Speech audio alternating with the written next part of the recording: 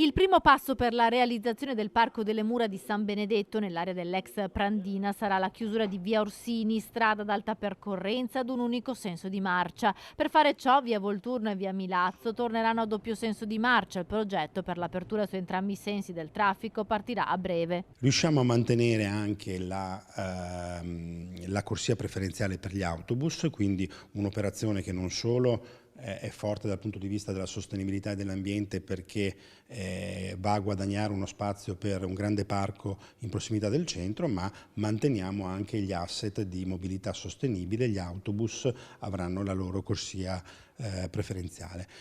E noi inizieremo i lavori di riqualificazione della strada già da martedì, lavori che metteranno a posto i marciapiedi, li allargheranno un po' per realizzare anche una pista ciclabile in sede protetta, e quindi al termine di questi lavori, che consegneranno ai cittadini anche una strada migliorata, riqualificata, attueremo il doppio senso di circolazione. Martedì inizieranno i cantieri con la sistemazione di tutti i marciapiedi che saranno manutentati e allargati per metterli in sicurezza anche per le biciclette. Verrà predisposta l'illuminazione e poi entro 2 mesi via Volturno e via Milazzo torneranno a doppio senso di marcia.